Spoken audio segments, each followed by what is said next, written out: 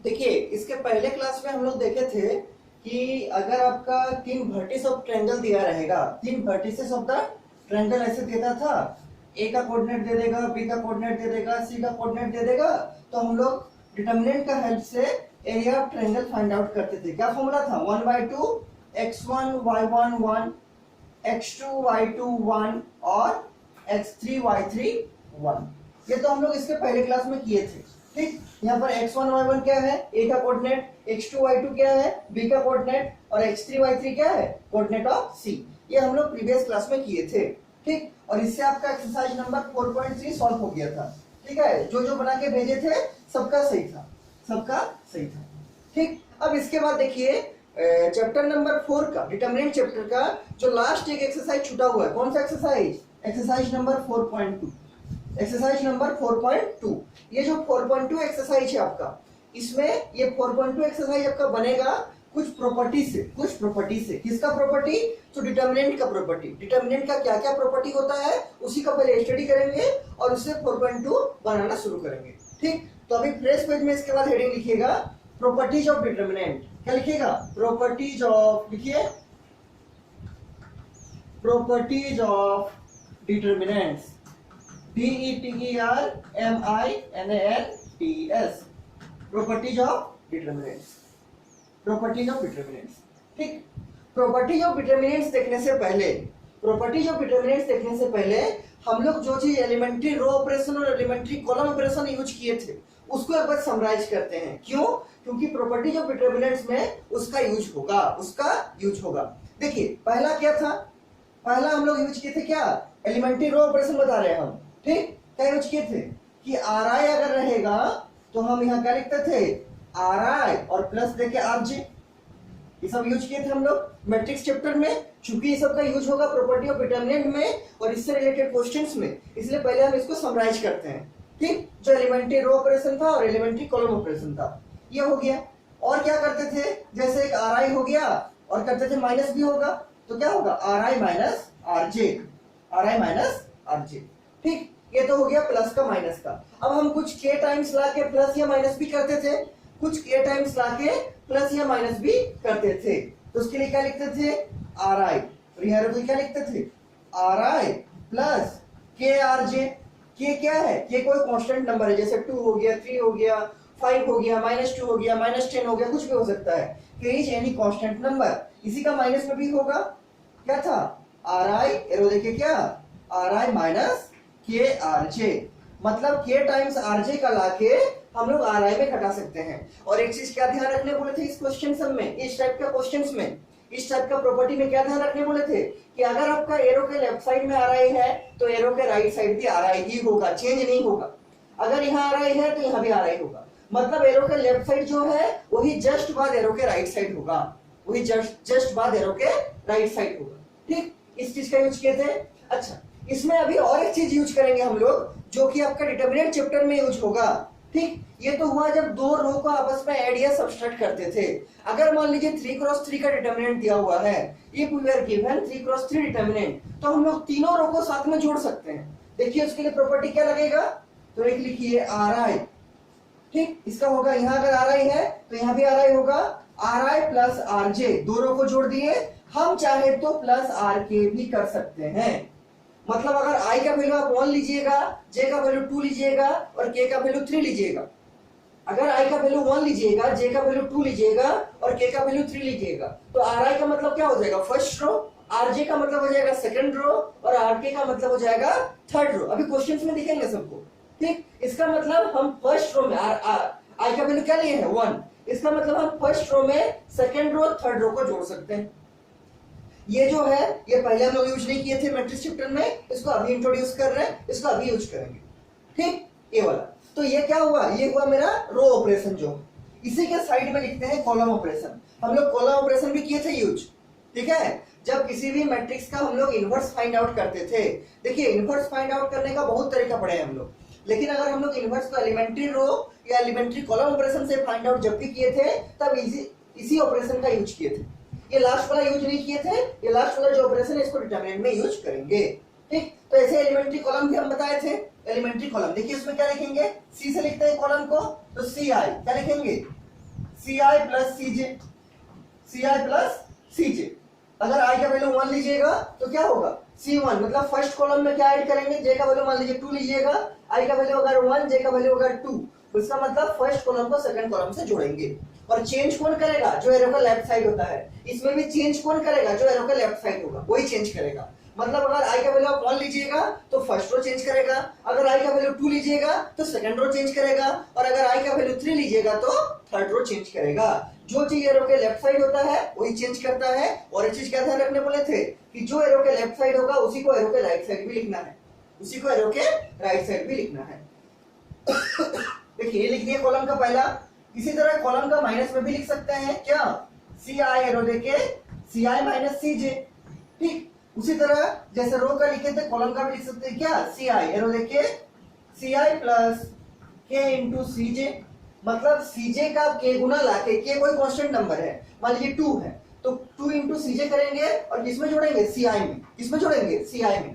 ठीक, उसी तरह से सी आई में कुछ घटा भी सकते हैं तो सी आई माइनस क्या, के सी जे, के सी जे। और ये लास्ट वाला जो है जिसको हम अभी मैट्रिक्स, जिसको हम अभी डिटरमिनेंट चैप्टर में यूज कर रहे हैं, उसको भी कॉलम में लिखते हैं तो क्या लिखेंगे, सी आई एरो देखिए क्या लिखेंगे, सी आई प्लस सी जे प्लस सी के। इसमें भी वैसे ही देखिए, अगर आप आई का वैल्यू को 1 लीजिएगा, जे का वैल्यू को 2 लीजिएगा और के का वैल्यू को 3 लीजिएगा तो कौन चेंज करेगा, आई का मतलब 1, मतलब first row change, first column change करेगा। कौन चेंज करेगा, फर्स्ट कॉलम चेंज करेगा। और कैसे चेंज करेगा, तो फर्स्ट कॉलम में जोड़ेंगे सेकंड कॉलम को और थर्ड कॉलम को, सेकंड कॉलम को थर्ड कॉलम को फर्स्ट कॉलम में जोड़ेंगे क्या, सेकंड कॉलम और थर्ड कॉलम को। मतलब तीनों ऐड होगा, फर्स्ट कॉलम, सेकंड कॉलम और थर्ड कॉलम।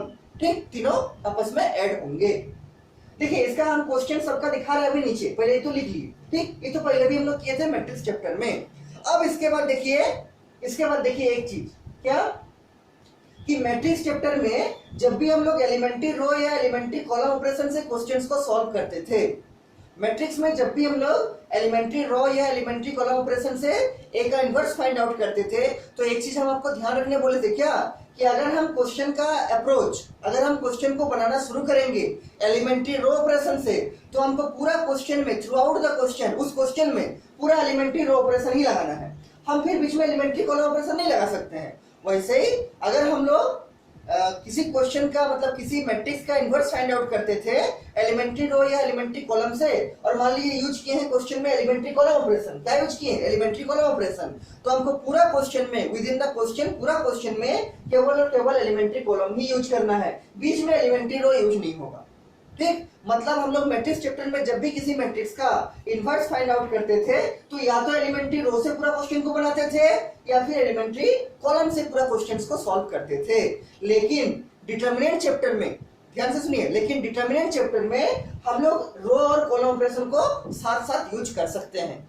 किसी भी क्वेश्चन का प्रूव करने में, किसी भी क्वेश्चन को सॉल्व करने में, अगर क्वेश्चन आपका डिटरमिनेंट चैप्टर से है, अगर क्वेश्चन आपका डिटरमिनेंट चैप्टर से है तो हम ये सब ऑपरेशन को साथ साथ यूज कर सकते हैं। मतलब कॉलम ऑपरेशन भी लगा सकते हैं एक क्वेश्चन में, और उसी क्वेश्चन में जरूरत पड़ने पर रो ऑपरेशन भी लगा सकते हैं। ऐसा कोई रूल नहीं है डिटरमिनेंट में कि अगर हम कोई क्वेश्चन को अप्रोच किए रो ऑपरेशन से तो पूरा को रो में ही बनाना पड़ेगा, ऐसा कोई रूल नहीं है। अगर मेरा सुविधा हुआ तो हम रो का यूज किए, फिर मान लीजिए जरूरत पड़ा कॉलम से, इजी से बनेगा तो हम बीच में कॉलम भी लगा सकते हैं। मतलब रो ऑपरेशन और कॉलम ऑपरेशन साथ साथ यूज कर सकते हैं, किसमें, डिटरमिनेंट में। ये चीज मैट्रिक्स में नहीं होता था। मैट्रिक्स में क्या था कि अगर हम कोई क्वेश्चन को रो ऑपरेशन से शुरू किए तो पूरा क्वेश्चन को रो ऑपरेशन से बनाना पड़ता था। अगर हम किसी क्वेश्चन को मैट्रिक्स चैप्टर का कॉलम ऑपरेशन से बनाना शुरू किए तो पूरा क्वेश्चन को कॉलम ऑपरेशन से ही बनाना पड़ता था। लेकिन डिटरमिनेंट चैप्टर में क्या है, हम रो और कॉलम ऑपरेशन को साथ बाय साथ यूज कर सकते हैं। मतलब जरूरत के हिसाब से रो ऑपरेशन भी यूज करेंगे एक क्वेश्चन में, और जहां जरूरत पड़ेगा कॉलम ऑपरेशन भी यूज करेंगे। इसको लिखते हैं नोट में, इसके बाद लिखिए नोट में, इसके बाद लिखिए नोट में। ठीक, और इस चैप्टर से एक 4 मार्क्स का क्वेश्चन लगभग हर साल पूछा जाता है, एक्सरसाइज नंबर 4.2 से। ठीक है, कुछ प्रूफ करने आता है, अभी दिखाएंगे आज ही किस टाइप का प्रूफ आपको पूछा जाता है। ठीक, तो नोट में लिखिए उस चीज को कि डिटरमिनेंट के चैप्टर में हम लोग रो ऑपरेशन और कॉलम ऑपरेशन को एक क्वेश्चन में यूज कर सकते हैं। मतलब एक ही साथ रो ऑपरेशन और कॉलम ऑपरेशन भी लगा सकते हैं कोई एक क्वेश्चन में। लिखिए इस चीज को नोट में लिखिए, वी कैन यूज बोथ, लिखिए we can use both row and column operations, row and column operations. We can use both row and column operations. We can use both row and column operations together in a question of determinant. We can use both row and column operations together in a question of determinant. In a question of क्या determinant, मतलब determinant के question में हम लोग रो और column operation को एक साथ यूज कर सकते हैं. We can use both row and column operations together, साथ में इन ए क्वेश्चन ऑफ किसका डिटर्मिनेंट. लेकिन ये चीज मैट्रिक्स में नहीं होता था. अगर मैट्रिक्स में किसी क्वेश्चन को हम लोग शुरू किए रो ऑपरेशन से तो पूरा क्वेश्चन को ही रो ऑपरेशन से बनाना पड़ता था, और अगर किसी क्वेश्चन को शुरू किए कॉलम ऑपरेशन से तो पूरा क्वेश्चन को ही कॉलम ऑपरेशन से बनाना पड़ता था. ठीक, अब देखिए जो इसका प्रॉपर्टी है, ये तो वो बैकग्राउंड का चीज जो हम लोग यूज करने वाले हैं, जिसका कंसेप्ट मैट्रिक्स से आया था. ठीक, अब देखिए प्रॉपर्टी जो हम लिखे हैं हेडिंग क्या, प्रॉपर्टी ऑफ डिटर्मिनेंट. तो पहला प्रॉपर्टी देखिए क्या बोलता है. पहला प्रॉपर्टी देखिए, पहले इसको एग्जांपल से समझते हैं. मान लीजिए आपका एग्जांपल ऐसे दिया है, एक डिटर्मिनेंट दिया है 3x3 का, ऐसे 3x3 का. इसका देखिए एलिमेंट क्या है, मान लीजिए है x y z, फिर यहां भी है मान लीजिए x y और z, और यहां मान लीजिए a b c. क्वेश्चन के हेल्प से समझिएगा तो आपको समझने में और भी आसानी होगी.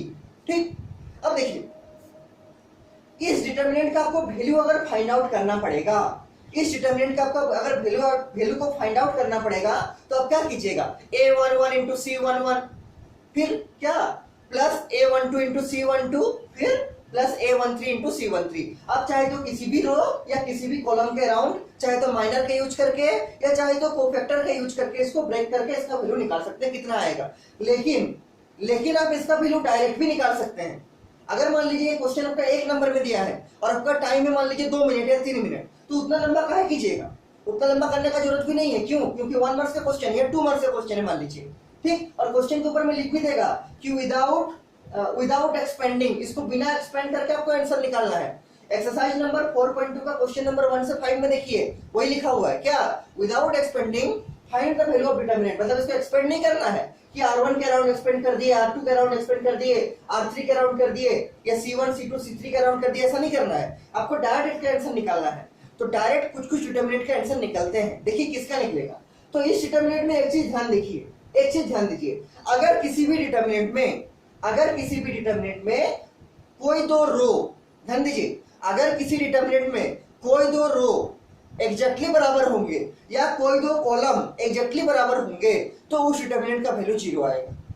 क्या बोले, अगर किसी डिटर्मिनेंट में कोई दो रो, जैसे मान लीजिए ये एक डिटर्मिनेंट है. ठीक, ये वाला a11 का प्लेस, ये a12 का, ये a13, ये a21, ये a22 और ये a23, ये a31, ये a32 और ये a33. अगर किसी डिटर्मिनेंट में कोई दो रो का वैल्यू बराबर आएगा, एग्जैक्टली बराबर, मान लीजिए जो आपका रो नंबर 1 है ये R1 है और ये मान लीजिए रो नंबर 3 है ये R3 है. अगर आपका R1 का हर एक एलिमेंट R3 का हर एक एलिमेंट से बराबर होगा तो इस डिटर्मिनेंट का वैल्यू 0 आएगा. कैसे आएगा अभी हम दिखा रहे हैं इसमें. ठीक, या फिर ये मान लीजिए आपका R2 है, कौन है, सेकंड रो है, यह आपका R1 का वैल्यू R2 से बराबर होगा. कोई दो रो बराबर होना चाहिए, चाहे R1 R2 बराबर हो, चाहे R2 R3 बराबर हो, या चाहे R1 R3 बराबर हो. अगर किसी डिटर्मिनेंट में कोई दो रो का वैल्यू बराबर आएगा तो उस डिटर्मिनेंट का वैल्यू 0 होगा. सेम चीज अप्लाई होगा कॉलम के लिए भी. ये आपका फर्स्ट कॉलम है, इसका नाम क्या, C1, ये आपका सेकंड कॉलम है, इसका नाम C2, और ये आपका थर्ड कॉलम है, इसका नाम C3. कॉलम में भी यही चीज अप्लाई होगा कि अगर किसी डिटर्मिनेंट में कोई दो कॉलम बराबर हो, या तो C1 C2 के बराबर हो, या C1 C3 के बराबर हो, या C2 C3 के बराबर हो. अगर किसी डिटर्मिनेंट में कोई दो कॉलम या कोई दो रो आपस में बराबर होते हैं, एग्जैक्टली बराबर, तो उस डिटर्मिनेंट का वैल्यू क्या आएगा, 0 आएगा. क्या आएगा, 0. ठीक, उसको लिखेंगे नीचे में. पहले इसको देखिए, इसमें भी देखिए वही चीज लग रहा है. कैसे, तो इसका देखिए फर्स्ट कॉलम को, ये वाला, ये क्या है, ये आपका C1 है, ये क्या है, आपका C1 है, और यहाँ देखिए C2 है, ये क्या है, C2. This is C1 and this is C2, and we find that the elements of C1 and C2 are identical. देखिए C1 का फर्स्ट एलिमेंट x है, C2 का भी फर्स्ट एलिमेंट x है. C1 का सेकंड एलिमेंट y है, C2 का भी सेकंड एलिमेंट y है. C1 का थर्ड एलिमेंट z है, C3 का भी थर्ड एलिमेंट जेड है। इसका मतलब इस डिटर्मिनेंट में C1 और C2 का वैल्यू एग्जैक्टली बराबर है। और अगर किसी डिटर्मिनेंट में कोई दो रो या कोई दो कॉलम, ये चीज कॉलम में भी अप्लाई होगा, रो में भी अप्लाई होगा, अगर कोई दो रो भी आपस में बराबर होगा तो ये चीज रो में भी अप्लाई होगा, ठीक। लेकिन तीनों एलिमेंट बराबर होना चाहिए, जैसे ये x इसके बराबर है, y इसके बराबर है और z इसके बराबर है। तो क्या बोले कि अगर किसी डिटर्मिनेंट में कोई दो रो या कोई दो कॉलम का वैल्यू आपस में बराबर होगा तो उस डिटर्मिनेंट का वैल्यू क्या आएगा, जीरो। उस डिटर्मिनेंट का रिजल्ट क्या आएगा, जीरो। देखिए कैसे जीरो आएगा, हम उसको दिखाते हैं, ठीक। इसको गोल गोल ऐसा नहीं करना है आपको, ये तो हम समझाने के लिए किए, ठीक। देखिए कैसे जीरो आएगा। तो इस डिटर्मिनेंट में हम लोग क्या देख रहे हैं कि C1 का वैल्यू C2 के बराबर है, क्या C1 का वैल्यू C2 के बराबर है। तो अगर हम इसमें ऑपरेशन लगाएंगे C1 एरो लेके C1 माइनस C2 तो लगा ही सकते हैं, मतलब C2 को लाके C1 में घटा देंगे। अगर ऐसा एक्सप्रेशन लिखे हैं तो पहला बात ये सही है कि नहीं, तो सही है, क्यों, क्योंकि एरो के लेफ्ट साइड C1 लिखे हैं तो एरो के राइट साइड भी C1 लिखे हैं। और क्या इसमें कौन चेंज होगा, इसमें C1 चेंज होगा। जो चीज एरो के लेफ्ट साइड होता है वही चेंज होता है, कौन चेंज होगा, C1। तो ये आपका C1 है, ये चेंज करेगा। देखिए कैसे चेंज करेगा, देखिए इस ऑपरेशन को इसमें लगाएंगे, मतलब C1 का फर्स्ट एलिमेंट कौन है, ये आपका C1, उसका फर्स्ट एलिमेंट है x, उसको किसमें घटाएंगे, C2 का फर्स्ट एलिमेंट, ये है आपका C2, उसका फर्स्ट एलिमेंट है x, तो क्या लिखेंगे x माइनस x, क्या लिखेंगे x माइनस x। वैसे ही क्या करते हैं, C1 का सेकंड एलिमेंट कौन है, ये y, ये C1 का फर्स्ट, ये C1 का सेकंड कौन है y, तो इसको किसमें घटाएंगे, C2 का सेकंड एलिमेंट, C2 का फर्स्ट एलिमेंट कौन था x, C2 का सेकंड एलिमेंट कौन है y, ये देखिए C2 का पूरा फर्स्ट एलिमेंट है x, सेकंड एलिमेंट है y, तो क्या लिखेंगे y माइनस y। वैसे ही C1 का थर्ड एलिमेंट कौन है, ये first element, second element, third element कौन है, z, इसको किसमें घटाएंगे, C2 का थर्ड एलिमेंट, ये C2 का फर्स्ट एलिमेंट, ये C2 का सेकंड एलिमेंट, ये C2 का थर्ड एलिमेंट, तो क्या लिखेंगे z।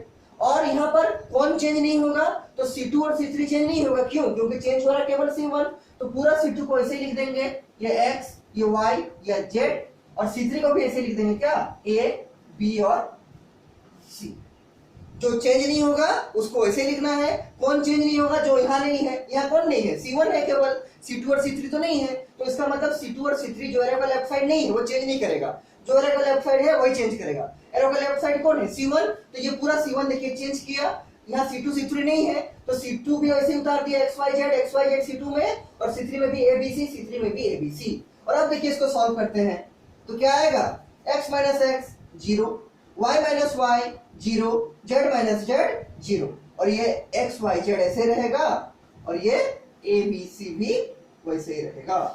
देखिए क्या आ गया, अब इसका वैल्यू 0 आएगा, क्यों 0 आएगा, तो इसको अगर हम C1 के अराउंड एक्सपेंड करेंगे, if we expand this along C1, तो क्या फॉर्मूला होता है, A11 into M11 minus A12 into M12 plus A13 into M13, और यहाँ पर A11 कौन है 0, A21 कौन है 0 और A31 कौन है 0। फॉर्मूला में यही होता है ना। अगर इसको हम एक्सपेंड करेंगे किसका अलाउंड, देखिए एक्सपेंड करके आपको दिखाते हैं, क्योंकि पहला क्वेश्चन है तब आपको अच्छा समझ में आएगा, ठीक। तो इसके नीचे लिखिएगा एक्सपेंड करके, देखिए एक्सपेंडिंग अलोंग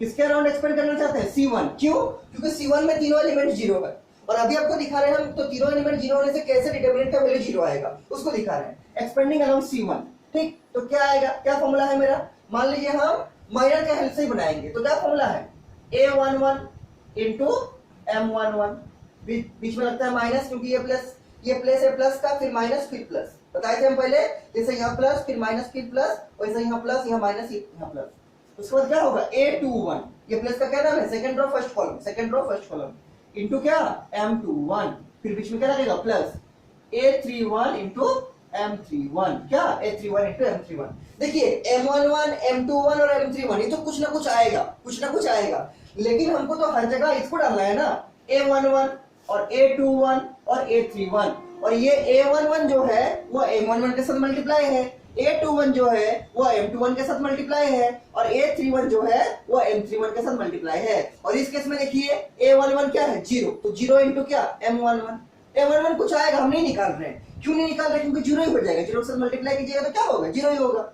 वैसे माइनस देखे क्या A21 का वैल्यू क्या है, ये भी 0, तो 0 इंटू M21, वैसे ही प्लस A31 भी क्या है 0, तो 0 इंटू क्या M31, 0 इंटू M31। A11 की जगह 0, A21 की जगह 0 और A31 की जगह 0, क्योंकि तीनों में 0 है। ये A11 का प्लेस है, ये A21 का प्लेस है और ये A31 का प्लेस है। अब देखिए 0 इंटू M11 क्या हो जाएगा 0 माइनस 0 इंटू M21 ये भी 0 प्लस 0 इंटू M31 ये भी 0, तो क्या आ गया 0, क्या आ गया 0। तो कंक्लूजन क्या निकला कि अगर मेरा किसी भी डिटर्मिनेंट में कोई दो रो या फिर कोई दो कॉलम एग्जैक्टली बराबर होगा, जैसे इस केस में क्या था, ये दोनों कॉलम आपस में बराबर था, तो डिटर्मिनेंट का वैल्यू क्या आता है 0। इसको प्रॉपर्टी के तौर पर याद रखिए कि अगर किसी डिटर्मिनेंट में कोई दो रो या कोई दो कॉलम एग्जैक्टली बराबर होगा तो उस डिटर्मिनेंट का वैल्यू क्या आएगा 0। ठीक, तो इसके नीचे आप लोग इसको लिख लिए हैं, उसके नीचे लिखिए इसका डेफिनेशन प्रॉपर्टी। ठीक, हम इसको मिटा रहे हैं, हम बोल रहे हैं आप लोग लिखिए इसको। ठीक है, इसके नीचे लिखिएगा, जो 0 लाए हैं उसके नीचे लिखिएगा उसका डेफिनेशन। कौन सा प्रॉपर्टी का, पहला प्रॉपर्टी का। लिखिए इफ ए डिटर्मिनेंट हैज, पहला ही प्रॉपर्टी चल रहा है, ठीक है। लिखिए इफ ए डिटर्मिनेंट हैज, ऐसे लिखिए if a determinant has two identical rows, if a determinant has क्या, टू आइडेंटिकल मतलब एक जैसा, टू आइडेंटिकल रोज और columns, then the value of the determinant becomes 0, then the value of the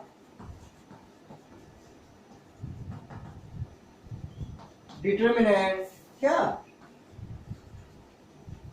becomes 0। if a determinant has two identical rows, अगर किसी determinant में दो एक जैसा रो होगा और कॉलम्स या फिर दो एक जैसा कॉलम होगा, वो बहुत सेम, हर एक एलिमेंट सेम होना चाहिए, देन क्या होगा the value of the determinant becomes 0। तो आप इससे क्या कर सकते हैं कि डिटर्मिनेंट को देख के अनुमान लगा सकते हैं कि इसका वैल्यू 0 आएगा कि नहीं आएगा। ठीक, 0 आएगा कि नहीं आएगा। अगर दो रो या दो कॉलम एग्जैक्टली बराबर हो जाएगा तो उस डिटर्मिनेंट का वैल्यू क्या आएगा 0। ये पहला प्रॉपर्टी हुआ, ये पहला प्रॉपर्टी हुआ। सेकंड प्रॉपर्टी लिखिए, इसको मिटाते हैं। सेकंड प्रॉपर्टी लिखिए,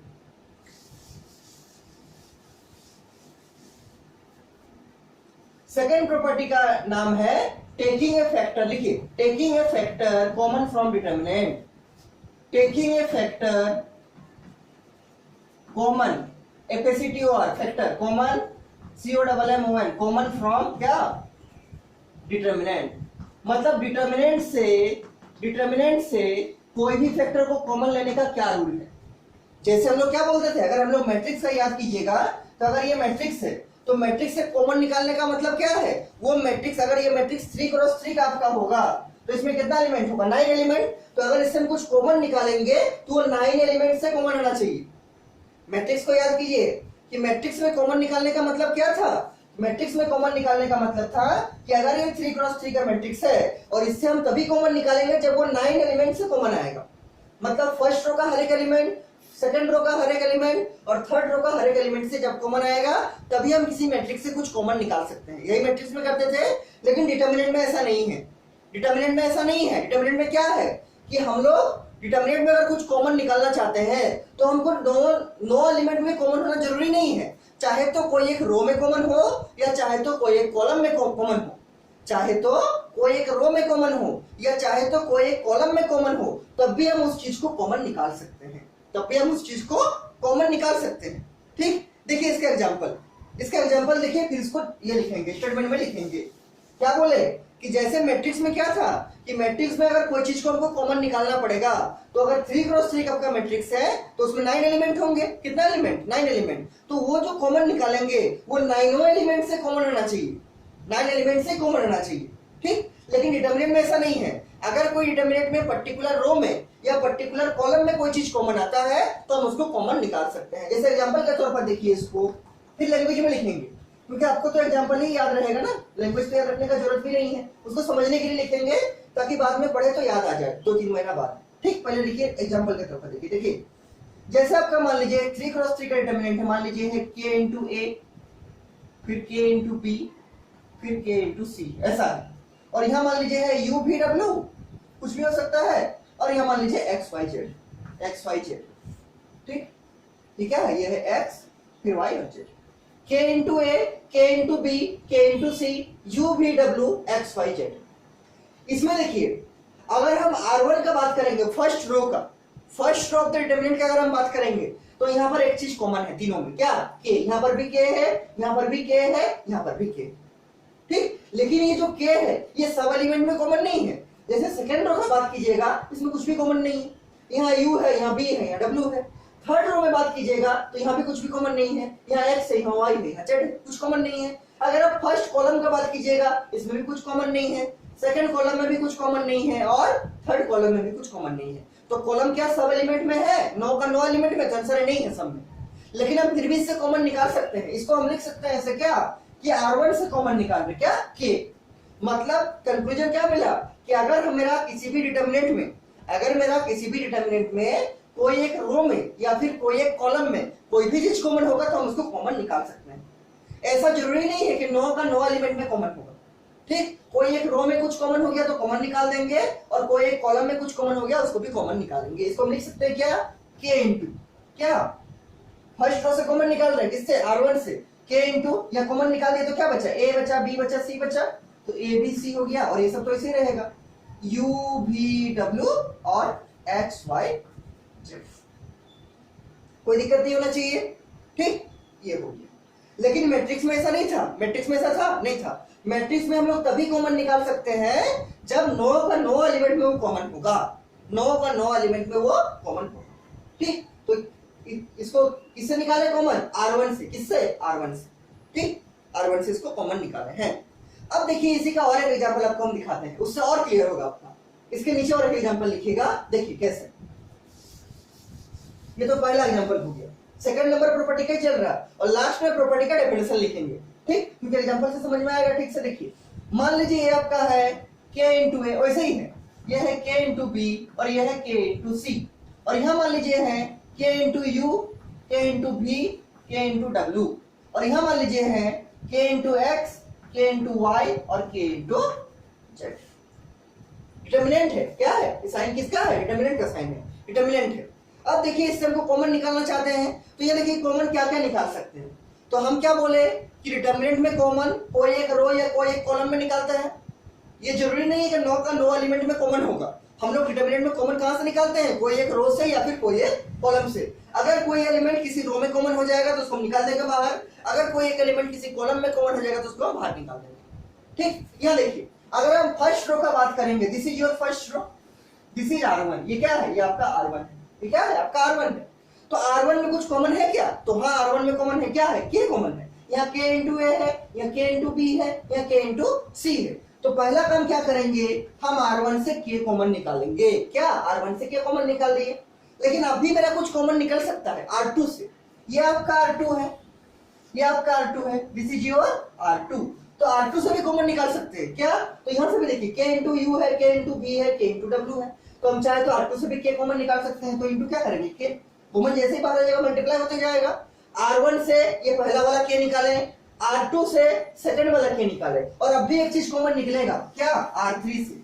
ये आपका R3 है और R3 में भी ध्यान से देखिए यहाँ पर भी K मल्टीप्लाई है। तीनों एलिमेंट में R3 का K है, फर्स्ट में भी K, सेकंड में भी K, थर्ड में भी K। तो अगर हम चाहे तो R3 का एलिमेंट से भी K निकाल सकते हैं और उसके बाद जो बचेगा लिख देंगे। R1 में पहला वाला K निकाले तो R1 में क्या बचेगा? तो K के बाहर हो गया सब में, तो A B C बचेगा। क्या बचेगा? A B और C।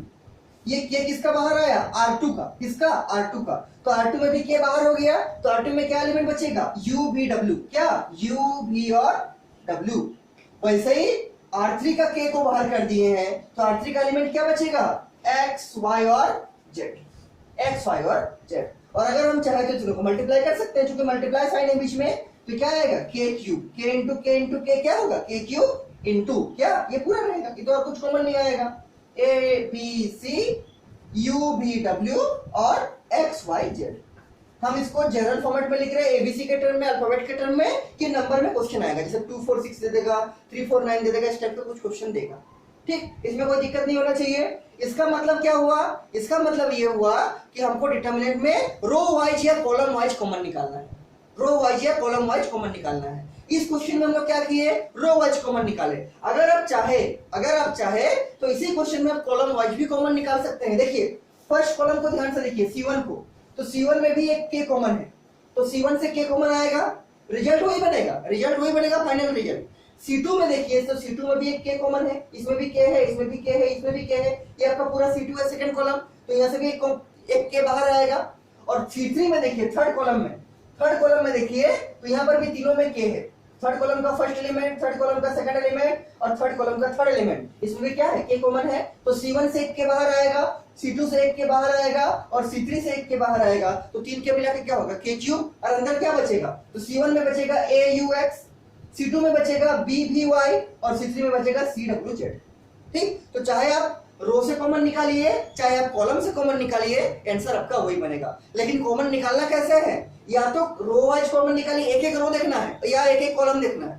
ठीक, पूरा एलिमेंट को एक साथ नहीं देखना है, क्या देखना है, एक एक रो। अगर कोई एक पर्टिकुलर रो में कुछ कॉमन आएगा हम उसको निकाल देंगे, सेकंड रो में कुछ कॉमन आएगा हम उसको भी निकाल देंगे, थर्ड रो में कॉमन आएगा उसको भी निकाल देंगे।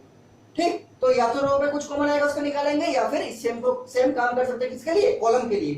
ठीक, तो ये समझ गए होंगे कि हमको रो वाइज या कॉलम वाइज कॉमन निकाल सकते हैं, और एक एक रो देखना है, एक एक कॉलम देखना है, पूरा एलिमेंट को एक साथ नहीं देखना है। ठीक, पूरा एलिमेंट को एक साथ नहीं देखना है। पूरा एलिमेंट को एक साथ कहां देखते थे, मैट्रिक्स चैप्टर में, कहां पर, मैट्रिक्स चैप्टर में। ठीक, इसको लिखते हैं अभी लैंग्वेज में, इसके नीचे इसको लिखिए आप लोग। ठीक, इसके नीचे इसको लैंग्वेज लिखते हैं डेफिनेशन में कि सेकंड प्रॉपर्टी आपका क्या बोलता है, taking a factor common from determinant. ठीक, एक एग्जांपल था, लिखिए इसको, हम बता रहे हैं आप लोग लिखिए a factor which is common, इसके नीचे लिखिएगा a factor which is common to all the entries,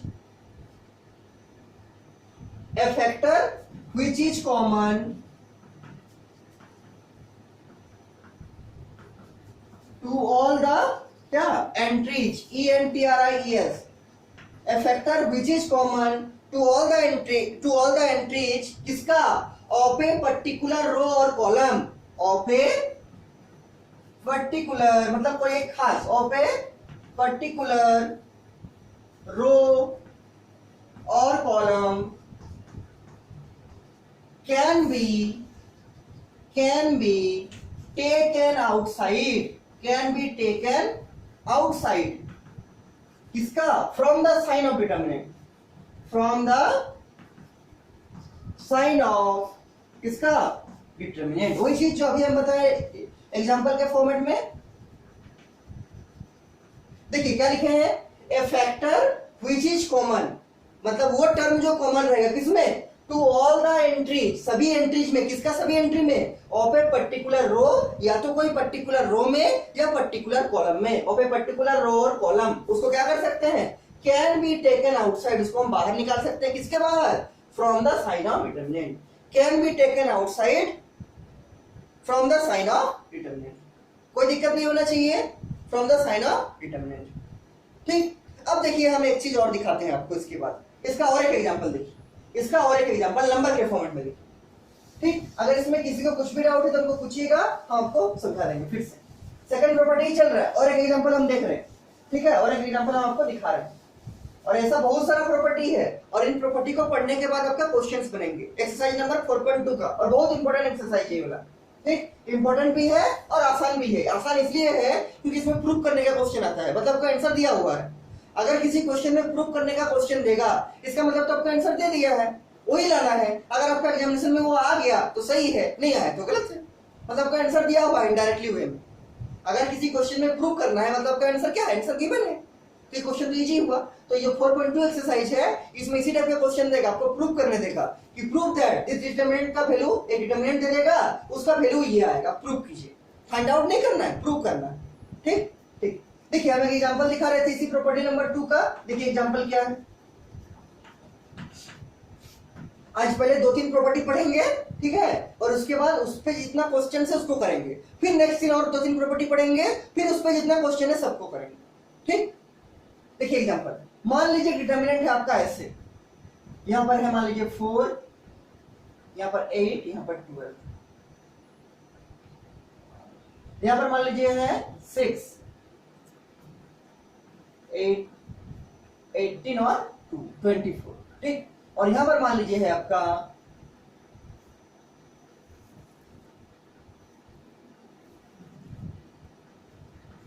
ऐसे ये है मान लीजिए आपका डिटरमिनेंट, ठीक। और आपको इसको सॉल्व करने बोला है, सॉल्व इट, क्या बोला है, सॉल्व इट।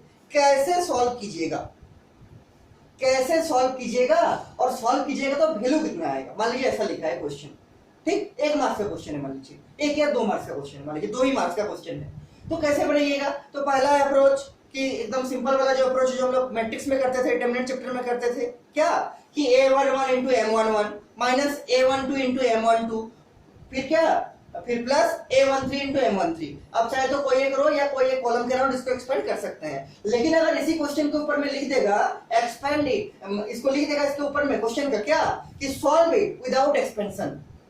अगर इसी क्वेश्चन के ऊपर लिख देगा कि solve the value of this determinant without expansion, बिना एक्सपेंड करके, तब तो आप एक्सपेंड नहीं कर पाइएगा कि आप r1 के अराउंड एक्सपेंड कर दिए कि r2 की r3 की c1 c2 c3। अगर क्वेश्चन के ऊपर में लिख देगा क्या कि सॉल्व इट, देखिए क्वेश्चन हम लिख ही देते हैं, solve this determinant without expansion. क्या लिखा है, विदाउट एक्सपेंशन, मतलब आपको एक्सपेंड नहीं करना है कि आप एक्सपेंडिंग अलोंग C1 लिख दिए, expanding along C2, expanding along C3, या फिर expanding along R1, expanding along R2, expanding along R3, ये सब आपको नहीं लिखना है और एक्सपेंड करना ही नहीं है, तो नहीं बनेगा क्वेश्चन। लेकिन अभी जो प्रॉपर्टी पढ़ा है उससे बनेगा। देखिए कैसे, तो ध्यान दीजिए, इसमें कुछ कॉमन निकलेगा, कुछ कॉमन निकलेगा। कहां देखना है, तो तीनों रो में देखना है और तीनों कॉलम में देखना है। अगर किसी भी एक रो में कुछ कॉमन आएगा उसको बाहर कर देंगे, या फिर अगर किसी भी एक कॉलम में कुछ कॉमन आएगा उसको भी बाहर कर देंगे, डिटरमिनेंट को बाहर कर देंगे, मल्टीप्लाई में होते रहेगा। तो पहले देखिए R1 में, कहां, फर्स्ट रो में, तो ये है आपका first row, this is your first row. तो फर्स्ट रो में क्या एलिमेंट है, 4 है, 6 है, 7 है, तीनों में कॉमन आना चाहिए। देखिए 4 और 6 में 2 कॉमन आएगा, लेकिन 7 में तो 2 कॉमन नहीं आएगा, ठीक, तो नहीं लिखेंगे उसको। देखिए 1 तीनों में कॉमन आएगा, लेकिन 1 लिखने से कोई फायदा नहीं है, क्योंकि 1 को तो हर एक के साथ मल्टीप्लाई कर ही सकते हैं, तो 1 को नहीं लिखेंगे, ठीक है।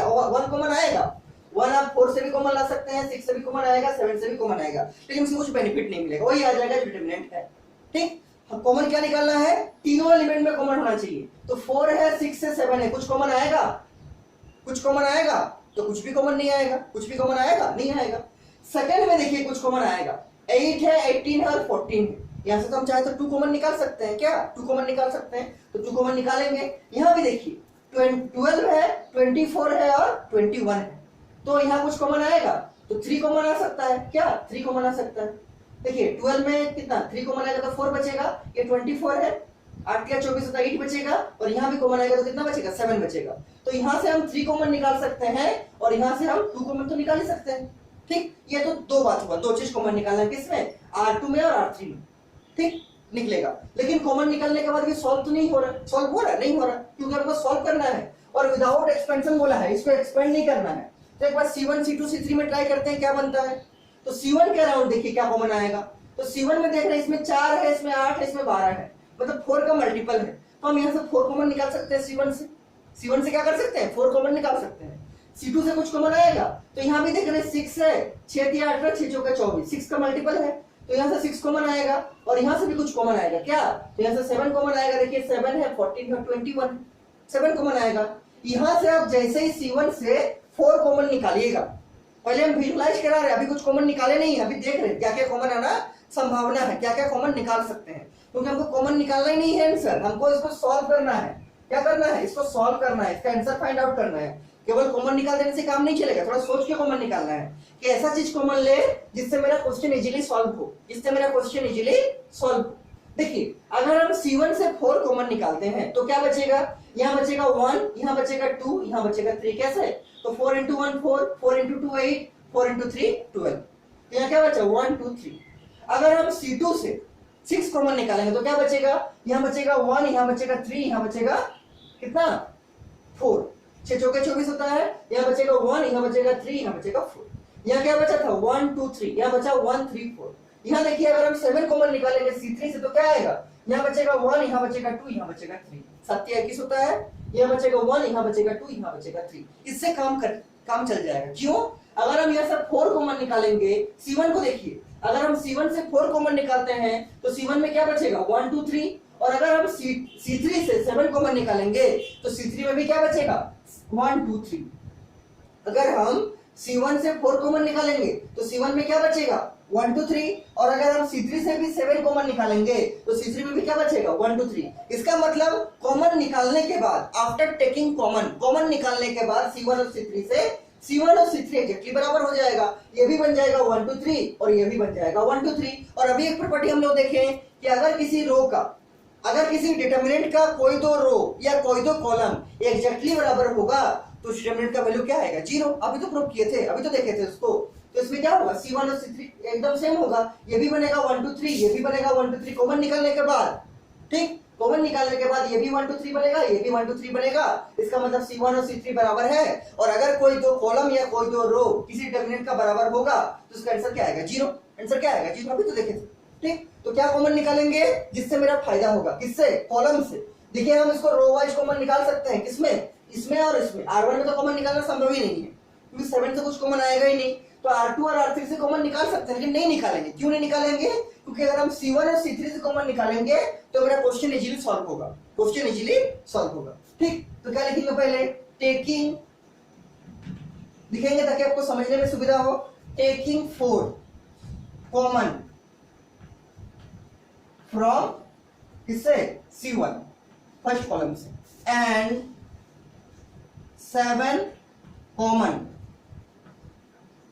किससे, फ्रॉम C3। देखिए आप इससे भी कॉमन निकाल सकते हैं लेकिन हमको जरूरत नहीं है इससे कॉमन निकालने का, क्योंकि इससे और इससे कॉमन निकाल लीजिएगा तो ये आपका ये भी 1 2 3 हो जाएगा, ये भी 1 2 3 हो जाएगा और आपका आराम से 0 आ जाएगा, दोनों बराबर हो जाएगा। हमको तो सॉल्व करने बोला है, हमको तो कॉमन निकालना नहीं बोला है। क्या बोला है, सॉल्व करने बोला है। ठीक, तो 4 कॉमन निकाल रहे हैं यहाँ से और 7 कॉमन निकाल रहे हैं यहाँ से। देखिए क्या हो जाएगा डिटरमिनेंट, तो आगे में 4 लिखेंगे, इससे कॉमन आ जाएगा 4 और 7 भी कॉमन आएगा, इससे 7 भी लिख देंगे। ठीक, और यहाँ क्या बचेगा, देखिए यहाँ बचेगा 4 1 के 4, 4 2 8, 4 3 12। यहाँ से भी आप कॉमन निकाल सकते हैं, हालांकि जरूरत नहीं निकालने का तो उसको ऐसे लिख दीजिए 6 18 24 निकाल दीजिएगा तब भी कोई दिक्कत नहीं निकालिएगा तब भी कोई दिक्कत नहीं। और देखिए इससे क्या कॉमन निकाल रहे हैं, C3 से 7, तो यहाँ क्या बचेगा, 1 बचेगा, 7 1 जा 7, 7 2 जा 14, 7 3 जा 21। किससे क्या निकाले, तो C1 से 4 निकाले और C3 से क्या निकाले, 7 निकाले। इससे नहीं निकाले क्योंकि जरूरत नहीं है हमको तो कोई दो रो या कोई दो कॉलम को बराबर करना था। और मेरा देखिए C1 और C3 बराबर आ गया, C1 और C3 बराबर आ गया। तो इसके बाद अगर हम ऑपरेशन लगाइएगा, लेकिन ऑपरेशन लगाना नहीं है, क्यों, क्योंकि हमको तो एक्सपेंड करना ही नहीं है। ठीक, इसके बाद अगर आप ऑपरेशन लगाइएगा, क्या ऑपरेशन, अगर आप लगाइएगा C1, क्या लगाइएगा C1, एरो देखिए C1 माइनस C3, तो देखिए C1 0 हो जाएगा, यहाँ से 1 माइनस 1 आएगा, यहाँ 2 माइनस 2 यहाँ 0 होगा, यहाँ 3 माइनस 3 यहाँ 0 होगा, मतलब C1 का तीनों एलिमेंट 0 हो जाएगा। और अगर किसी डिटरमिनेंट का कोई एक रो या कोई एक कॉलम पूरी 0 होगा, उसका वैल्यू क्या आएगा, 0। क्या आएगा, 0। तो चाहे इसको लगा सकते हैं, नहीं भी लगा सकते हैं। ठीक, देखिए लगा के हम लिखते हैं, देखिए क्या है, तो यहाँ क्या बनेगा, इक्वल टू देखिए लिख रहे 7 चौके कितना होगा 28। और यहाँ देखिए क्या होगा, C1 चेंज किया, C1 माइनस C3, तो C2 C3 चेंज नहीं करेगा, तो C2 C3 को ऐसे लिखते हैं 6 18 और 24, और ये भी 1 2 और 3, कौन चेंज करेगा, C1। कैसे चेंज करेगा, C1 माइनस C3, मतलब 1 माइनस 1, यहाँ 2 माइनस 2 और यहाँ 3 माइनस। ठीक, इसके नीचे हम इधर बना रहे हैं, देखिए क्या आएगा, तो ये होगा 7 चौके कितना, ये 28, तो 28 तो रहेगा आगे में। और यहाँ देखिए क्या बनेगा, ये 1 माइनस 1 0, 2 माइनस 2 0, 3 माइनस 3 0, मतलब 0 0 0। और उसके बाद का कॉलम में क्या रहेगा, जो है 6 18 और 24, और यहाँ क्या रहेगा 1 2 3, 1 2 और 3। ठीक, और इसका देखिए ये जो C1 है पूरा 0 है, इसलिए इसका वैल्यू क्या आ जाएगा, इसका वैल्यू आपका 0 आ जाएगा। क्या आ जाएगा, 0। आप चाहे तो इसके नीचे भी, अगर आप चाहे तो इसको नहीं कर सकते हैं, इसके नीचे क्या लिखना पड़ेगा, since C1 and C3 of this determinant is identical, are क्या identical, therefore the value of this determinant is 0। आप चाहे तो इसको नहीं भी कर सकते हैं, इसके बाद वाला, इसी के बाद क्या लिख सकते हैं, since first column and third column of this determinant are identical, therefore the value of this determinant बराबर 0। या फिर एक स्टेप कर भी सकते हैं, C1 माइनस C3, तो ये 0 आ गया, लिखा है 0। और कोई अगर एक पर्टिकुलर रो और या फिर कोई अगर एक पर्टिकुलर कॉलम किसी डिटरमिनेंट का 0 होगा तो उसका वैल्यू क्या है, 0 आएगा। क्या आएगा, 0। और देखिए हम इसको एक्सपेंड नहीं किए, क्या इसको एक्सपेंड किए, नहीं किए। तो आप चाहे तो यहां तक बना सकते हैं, या फिर अगर आपको इसको नहीं करना है, इसको नीचे वाला पार्ट अगर आप चाहते हैं यहीं तक बनाएंगे, तो इसके नीचे क्या लिखना पड़ेगा, since C1 and C3 of this determinant are identical, एक जैसा है C1 और C3, इसलिए the value of this determinant बराबर क्या 0। दोनों प्रोसेस से कर सकते हैं। ये दोनों एग्जांपल अपने मन से लिए, अभी बुक का क्वेश्चन कराएंगे सारा, ठीक है। अभी टेक्स्ट बुक का जितना आपका क्वेश्चन इसको कराएंगे, ये तो क्वेश्चन अपने मन से लिए थे, ठीक। तो ये आपका कौन सा प्रॉपर्टी हुआ, सेकंड प्रॉपर्टी। कौन सा प्रॉपर्टी, सेकंड प्रॉपर्टी, ठीक। अब देखिए और एक चीज, अब देखिए ये तो कॉमन लेने का बात हुआ, क्या कॉमन लेने का बात हुआ, और कॉमन लेने के कॉमन का हेल्प से हम लोग कैसे क्वेश्चन को सॉल्व करते हैं। अब देखिए एक चीज, अगर हम लोग किसी डिटरमिनेंट में कुछ चीज कॉमन ले सकते हैं तो इसका उल्टा भी तो कर सकते हैं, मतलब कोई एक कांस्टेंट को डिटरमिनेंट में मल्टीप्लाई भी कर सकते हैं। अगर हम किसी डिटरमिनेंट से कोई चीज कॉमन निकाल सकते हैं तो डिटरमिनेंट में कुछ मल्टीप्लाई भी कर सकते हैं। लेकिन डिटरमिनेंट में कॉमन कैसे निकाले, तो कोई एक रो से या कोई एक कॉलम से, पूरा डिटरमिनेंट से नहीं, कोई एक रो से या कोई एक कॉलम से।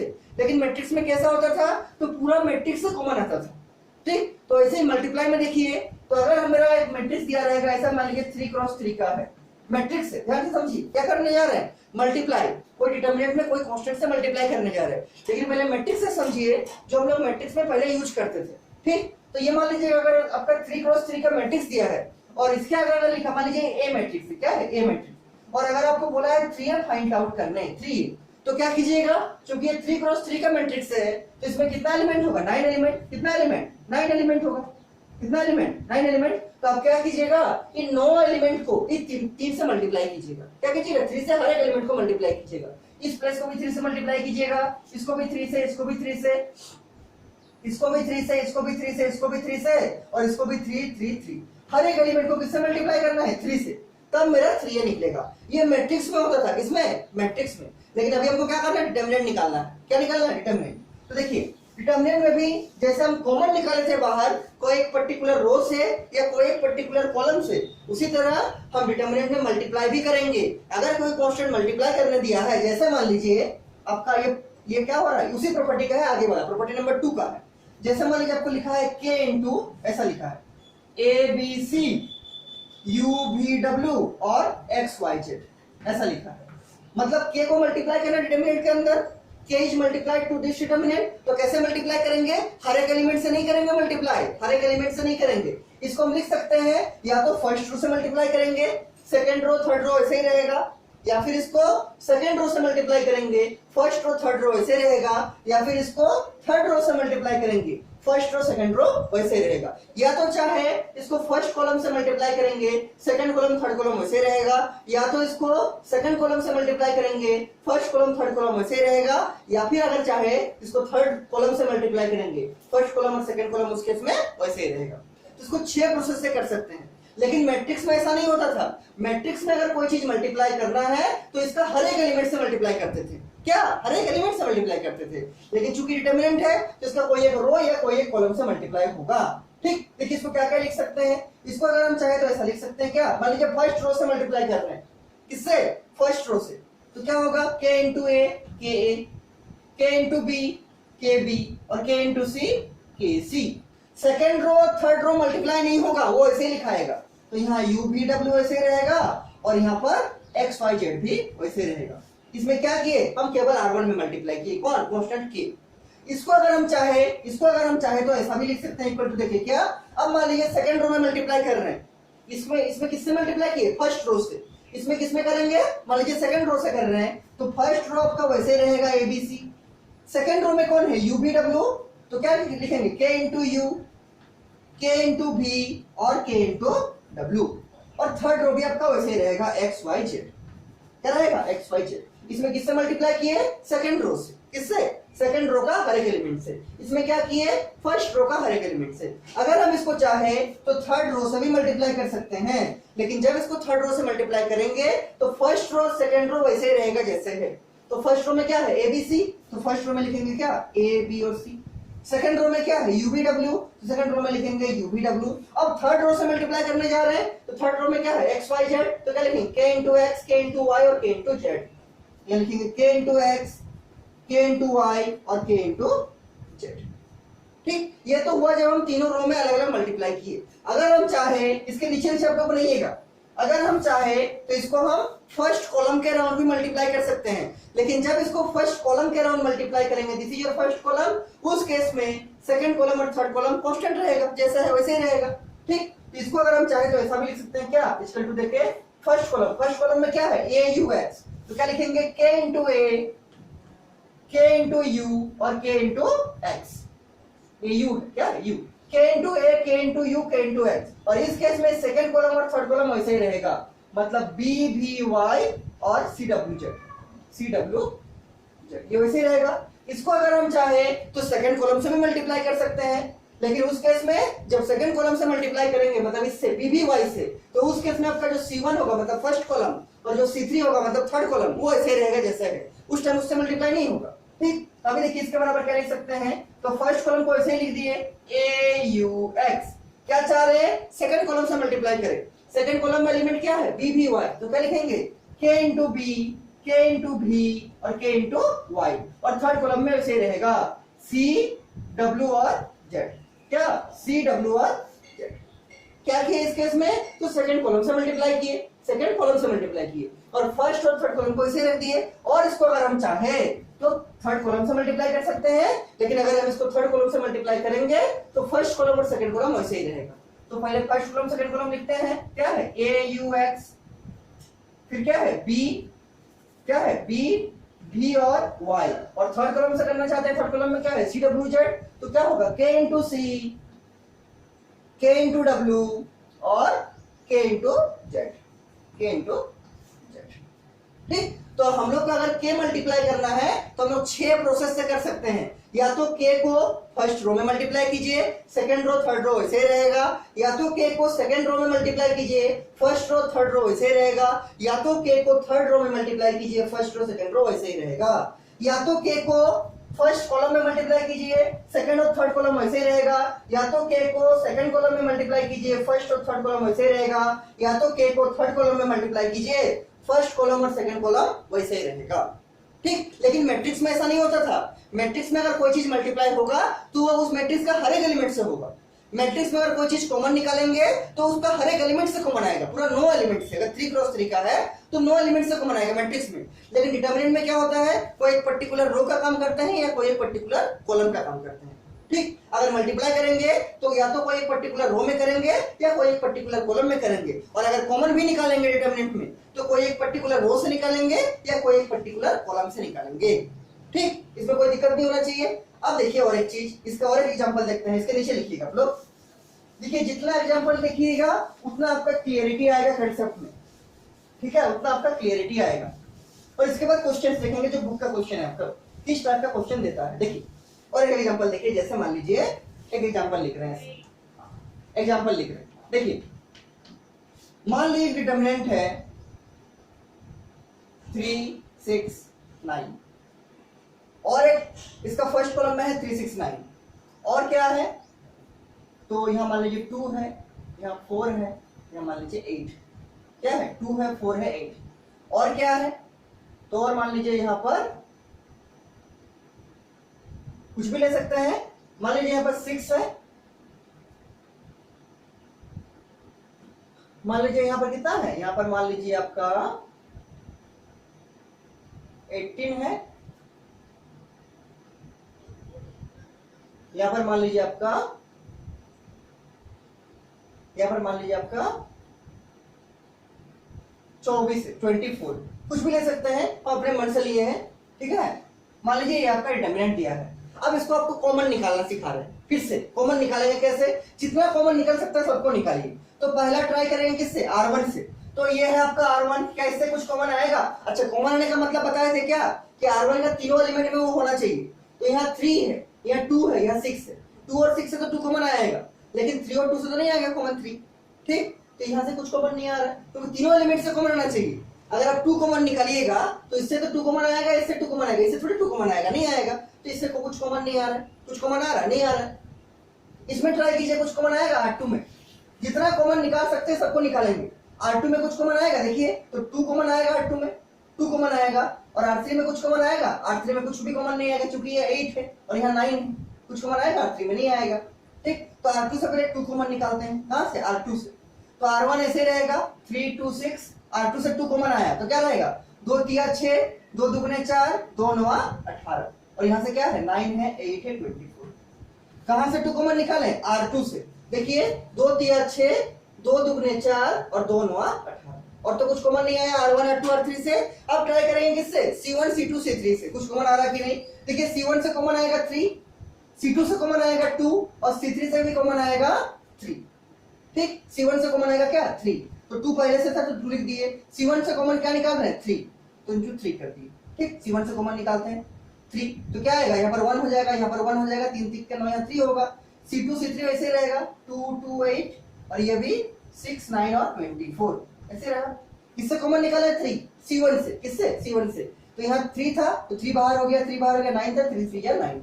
अब क्या कॉमन निकाल सकते हैं, तो 2 इंटू 3 पहले ही कॉमन आ चुका था। अब हम C2 से कॉमन निकालना चाहते हैं 2, क्या कॉमन आएगा 2, तो इंटू 2 कर देंगे।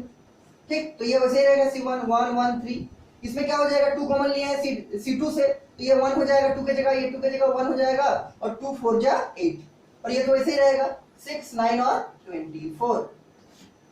क्या 6 9 और 24 क्या कॉमन लिया है, तो C2 से कॉमन लिए क्या 2, तो यहाँ 2 था तो बाहर हो गया, 2 बाहर हो गया, 1 बचा, और यहाँ 8 था तो 2 4 जा 8। ठीक, इसके नीचे क्या लिखिएगा, और भी कुछ कॉमन निकलेगा। C3 से क्या कॉमन निकलेगा, तो C3 से 3 कॉमन निकलेगा, क्योंकि 6 नहीं निकलेगा। क्यों नहीं निकलेगा, यहाँ पर 9 है, और 9 से 6 तो कॉमन आएगा नहीं, तो क्या कॉमन आएगा 3 कॉमन आएगा C3 से। तो ये पहले जो है वो चलते रहेगा, बराबर क्या 2 इंटू 3 इंटू 2, ये तो पहले से था 2 इंटू 3 इंटू 2, पहले से था 2 इंटू 3 इंटू 2, और अभी C3 से क्या कॉमन निकाल रहे 3, तो इंटू 3 क्या हो जाएगा 3। ठीक, और यहाँ देखिए क्या रहेगा, तो C1 ऐसे रहेगा 1 1 3 1 1 3, C2 ऐसे रहेगा 1 1 4 1 1 4, और C3 में क्या कॉमन निकाले हैं 3, तो यहाँ क्या बनेगा 3 दुगने 6, यहाँ बनेगा 2, 3 तिक्के 9, यहाँ बनेगा 3, और 3 अठे 24, यहाँ क्या बनेगा 8। C3 से क्या कॉमन निकाले 3, तो 3 दुगने 6, देखिए 3 दुगने 6 आ गया, 3 तिक्के 9 आ गया, और 3 अठे 24, 8 किया कितना 24। तो इतना हम कॉमन निकाल सकते हैं, मल्टीप्लाई करके लिख सकते हैं। देखिए कितना होगा, 3 तिक्के 9 दुगने 18 दुगने 36, और ये ऐसा रह गया 1 1 2 1 1 3 और 3 4 8, और तो कुछ कॉमन नहीं आएगा। देखिए R1 में भी कुछ कॉमन नहीं आएगा, R2 में भी नहीं आएगा, R3 में भी नहीं आएगा, C1 में भी नहीं आएगा, C2 में भी नहीं आएगा, C3 में भी नहीं आएगा। और मल्टीप्लाई करके क्या लिखे 3 तिक्के 9 9 दुगने 18 18 दुगने 36, तो ये आपका हो गया। अगर इसके बाद कुछ बोलता तो कुछ करते, हम कॉमन निकालना सिखाए। क्या सिखाए, कॉमन निकालना, तो इस टाइप से कॉमन निकाल सकते हैं। ठीक, हर एक रो से और हर एक कॉलम से आपको देखना है क्या क्या कॉमन आएगा। ठीक, देखना है क्या क्या कॉमन आएगा। अब देखिए जो जितना सारा प्रॉपर्टी पढ़े हैं इसके आधार पर आपका कुछ कुछ क्वेश्चंस बनेंगे, बुक का क्वेश्चन। तो बुक निकालिए, एक्सरसाइज नंबर 4.2 निकालिए। अभी क्या एक्सरसाइज नंबर 4.2,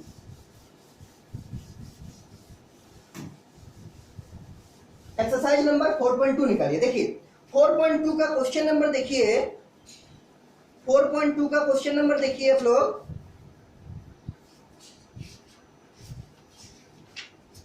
एक मिनट रुकिए। हाँ, क्वेश्चन नंबर आप लोग देखिए 8 का 1, क्वेश्चन नंबर 8 का 1, एक्सरसाइज नंबर क्या, एक्सरसाइज नंबर 4.2, क्वेश्चन नंबर 8 का 1। 8 में 2 क्वेश्चन है। ठीक, 8 का 1 देखिए क्या है। तो 8 का 1 के ऊपर में क्या लिखा है, देखिए by using property of determinant, determinant का प्रॉपर्टी का हेल्प से इन एक्सरसाइज नंबर 6 से 14, 6 नंबर से 14 नंबर तक क्वेश्चन में इसको प्रूव करना है, सो दैट दिखाना है क्या कि एक क्वेश्चन है ऐसा 8 का 1 number 1a square 1a square 1b square 1b square, और क्या है 1c स्क्वायर 1c स्क्वायर।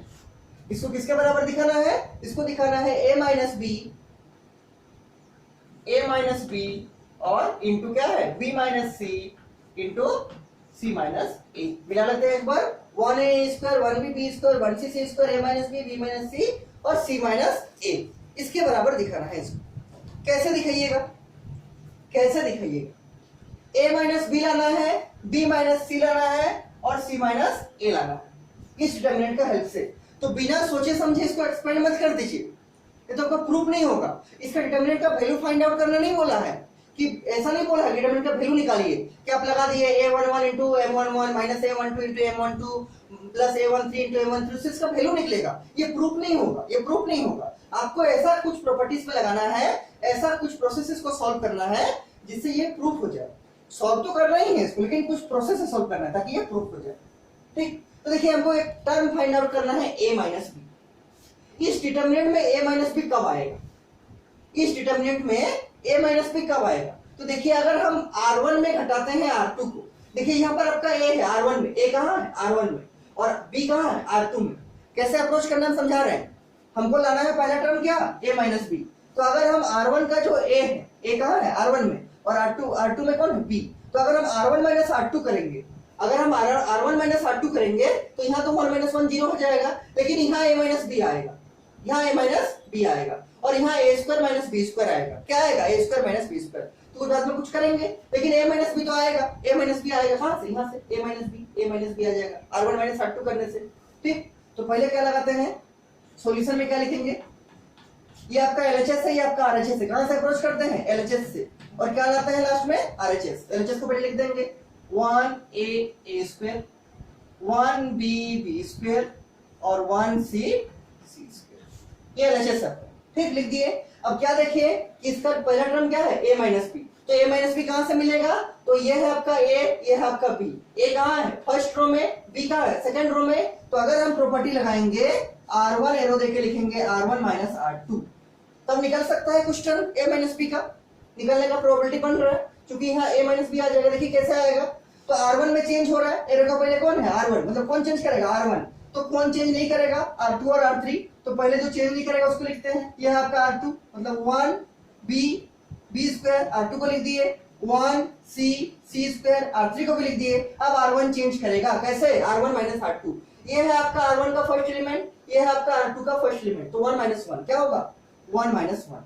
ठीक, यहाँ देखिए ये है आपका r1 का second element b, a। r1 का सेकंड एलिमेंट कौन है, a, और r2 का सेकंड एलिमेंट कौन है, b। तो क्या होगा यहाँ a माइनस b, क्या होगा, a माइनस b। उसी तरह r1 का थर्ड एलिमेंट कौन है, a स्क्वायर, r2 का थर्ड एलिमेंट कौन है, b स्क्वायर। यहाँ क्या होगा, a square minus b square. समझिए ठीक से, r1 माइनस r2 लगाए, क्या देख के कि r1 माइनस r2 करने से मेरा a माइनस b आएगा। ये देखिए ये a है, ये b है, a कहाँ है, r1 में, b कहाँ है, r2 में, तो a माइनस b आएगा। तो r1 माइनस r2 किए तो r1 चेंज हो रहा है, तो r2 और r3 को ऐसे लिख दिए पहले, फिर r1 का चेंज किए। तो r1 का फर्स्ट एलिमेंट से r2 का फर्स्ट एलिमेंट घटा दिए। r1 का फर्स्ट एलिमेंट कौन है, a, और r1 का फर्स्ट एलिमेंट कौन है, 1, r2 का फर्स्ट एलिमेंट कौन है, 1, तो 1 माइनस 1 कर दिए। उसी तरह r1 का सेकंड एलिमेंट मतलब a, उसको किससे घटा है, r2 का सेकंड एलिमेंट से, मतलब a माइनस b। उसी तरह r1 का थर्ड एलिमेंट मतलब a स्क्वायर माइनस क्या किया, r2 का थर्ड एलिमेंट मतलब b स्क्वायर लिख दिए। अब देखिए क्या होगा, इससे बराबर 1 माइनस 1 0, ये क्या बनेगा, a माइनस बी, क्या बनेगा, a माइनस बी। और यहाँ देखिए क्या बनेगा, a square minus b square, a square minus b square. ये तो ऐसे ही रहेगा 1b b स्क्वायर, और ये भी ऐसे ही रहेगा 1c स्क्वायर। ठीक, इसके बाद देखिए क्या कर सकते हैं, इसके बाद देखिए इसको अगर हम लोग लिखेंगे a square minus b square को a plus b into a minus b, अगर हम a square minus b square को लिखेंगे a minus B into a plus b, तो a माइनस बी यहाँ एक आएगा, और यहाँ एक a माइनस बी है, और यहाँ तो 0 है। 0 रहने से कॉमन तो निकाल सकते हैं क्या, a माइनस बी, तो आराम से कॉमन आ जाएगा। उसको नेक्स्ट सिस्टम में करेंगे, लेकिन उससे पहले मेरा और एक चीज हम कर सकते हैं क्या, b माइनस सी को बना सकते हैं। देखिए a माइनस बी बन गया है, अब क्या बनाने जा रहा है, b माइनस सी। b माइनस सी कैसे बनेगा, तो ये है आपका b, ये है आपका c। b कहाँ है, सेकंड रो में, c कहाँ है, थर्ड रो में, b कहाँ है, सेकंड रो में, c कहाँ है, थर्ड रो में। तो अगर हम r2 माइनस r3 करेंगे, अगर हम इसके नीचे लिखेगा क्या, r2 क्या लिखेगा, r2 माइनस r3, क्या लिख रहा है, b माइनस सी हमको लाना है, क्योंकि b माइनस सी हमको प्रूव करना है। ठीक, तो क्या करेंगे, b कहाँ है, सेकंड रो में, c कहाँ है, थर्ड रो में। तो अगर हम r2 माइनस r3 करेंगे, r2 माइनस r3, तो यहाँ पे r2 लिखना पड़ेगा, तब मेरा आ सकता है। देखिए करके देखते हैं, इस चीज को आप लोग इसके नीचे लिखिएगा, बराबर लेके देखिए क्या लिखते हैं। देखिए पहले जो था r2 चेंज कर रहा है, एरो का पहले कौन है, r2, तो कौन चेंज नहीं करेगा, r1 और r3। ये है आपका r1 को ऐसे लिखते हैं 0 a माइनस b, और इसको देखिए ये वाला चीज को a square minus b square है। अगर हम चाहे इसको तो a plus b into a minus b लिख सकते हैं, क्योंकि a square minus b square है ना। तो इसको अगर हम चाहे तो a plus b into a minus b कर सकते हैं, तो होता ही है प्रॉपर्टी। ठीक, ये R1 को ऐसे लिख दिए, R2 चेंज होगा उसको बाद में लिखेंगे, R2 चेंज होगा उसको बाद में लिखेंगे। पहले R3 को ऐसे ही लिखते हैं, R3 क्या है 1c c स्क्वायर, तो ये 1 ये c और ये c स्क्वायर, इसको ऐसे लिख दी 1c और c स्क्वायर। अब R2 को चेंज कर रहे कैसे, R2 माइनस R3, R2 का फर्स्ट एलिमेंट कौन है 1, R3 का फर्स्ट एलिमेंट कौन है 1, तो क्या लिखेंगे 1 माइनस 1 1 माइनस 1। उसी तरह R2 का सेकंड एलिमेंट कौन है B, R3 का सेकंड एलिमेंट कौन है C, तो यहाँ क्या लिखेंगे B माइनस C। उसी तरह R2 का थर्ड एलिमेंट कौन है B स्क्वायर और R3 का थर्ड एलिमेंट कौन है C स्क्वायर, तो यहाँ क्या लिखेंगे B square minus C square, B square minus C square. कौन चेंज हुआ, R2 चेंज हुआ। अब सॉल्व करते हैं इसको। एक चीज देखिए ध्यान से कि पहला रो में ध्यान से देखिए, R1 में ध्यान से देखिए, यहाँ 0 है, यहाँ a माइनस बी है, यहाँ a plus b into a minus b है। मतलब अगर हम यहाँ चूंकि 0 है, 1 नहीं है, क्या है 0 है। अगर हम R1 से a माइनस बी कॉमन निकालेंगे तो कुछ गलती होगा, आंसर कुछ गलती नहीं होगा, निकाल सकते हैं कॉमन, क्योंकि ये 0 है तो 0 से तो कुछ भी कॉमन निकाल सकते हैं। 0 से अगर हम चाहे तो कुछ भी कॉमन निकाल सकते हैं।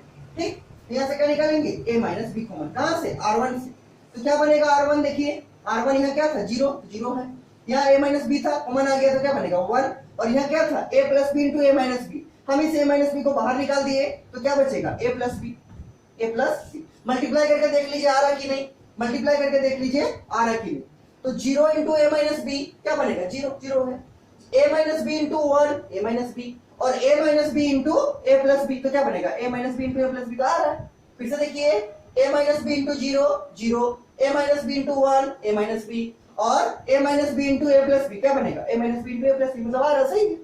हम क्या कॉमन निकाले a माइनस बी, कहाँ से R1 से। R2 को सॉल्व करेंगे तो 1 माइनस 1 क्या हो जाएगा 0, b माइनस सी तो b माइनस सी ही रहेगा। अब इसको देखिए b स्क्वायर माइनस सी स्क्वायर है, क्या है b स्क्वायर माइनस सी स्क्वायर, इसको भी अगर हम चाहे तो b प्लस सी इंटू बी माइनस सी लिख सकते हैं। क्या लिख सकते हैं b प्लस सी इंटू बी माइनस सी। ठीक, b स्क्वायर माइनस सी स्क्वायर है तो b प्लस सी इंटू बी माइनस सी, इसको भी लिख दिए। ठीक, और R3 को ऐसे लिख दिए 1c और c स्क्वायर। क्या किए तो R1 से कॉमन निकाले a माइनस बी, R2 को सॉल्व किए 0 आ गया, ये b माइनस सी आ गया, और ये b स्क्वायर माइनस सी स्क्वायर था, क्या किए b प्लस सी इंटू बी माइनस सी, और R3 को ऐसे लिख दिए। अब ध्यान से देखिए आपका R2 से भी कुछ कॉमन आएगा, अब ध्यान से देखिए आपका R2 से भी कुछ कॉमन आएगा। क्या कॉमन आएगा, तो R2 का फर्स्ट एलिमेंट तो 0 है, उससे कुछ भी कॉमन निकाल सकते हैं। यहाँ भी आपका b माइनस सी है, यहाँ भी आपका b माइनस सी है, तो R2 से पूरा हम b माइनस सी भी कॉमन निकाल सकते हैं।